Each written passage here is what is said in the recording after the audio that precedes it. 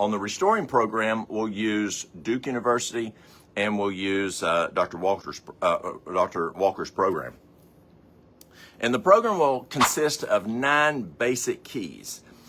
Now, I'm a firefighter, and in order to get a fire to burn, it takes 3 major components: heat, fuel, and oxygen.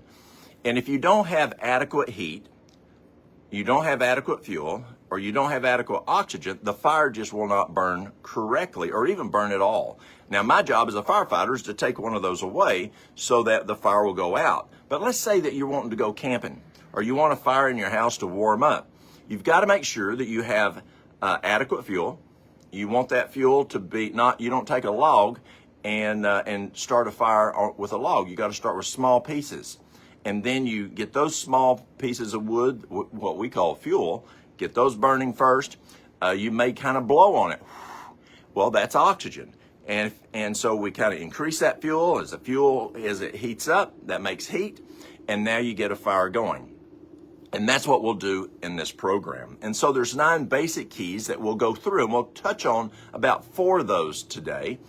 But we'll address those 9 keys of what it takes for your body to run well, like that good burning campfire.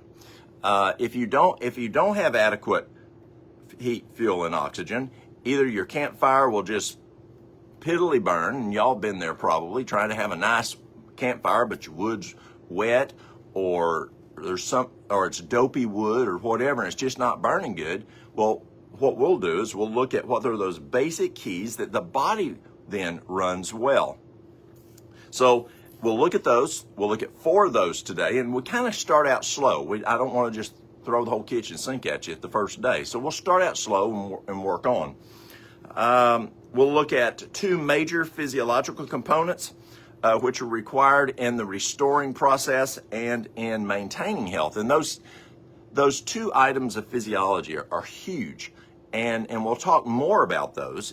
But it deals with the blood cell and the flow of blood. And we'll talk a lot about the blood cell, what we need to do to have a good blood cell, and then the perfusion or the flowing of the blood.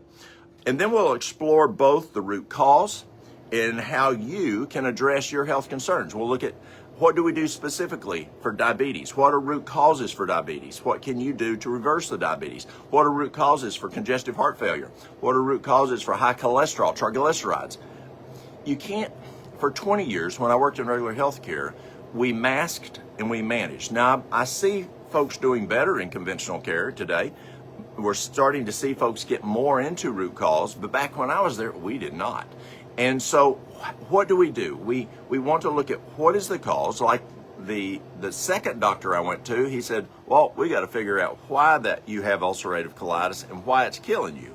We found the root cause, got rid of the root cause, and then restored the colon, and boom, I've been running now for 25 years with a good running colon. And the ulcerative colitis has been gone now for 25 years.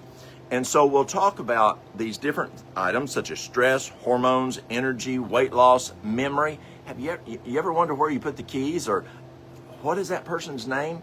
Well, is there things that we can do to improve memory so we can improve that cognitive performance? And yes, there is. And we'll talk about those during this program.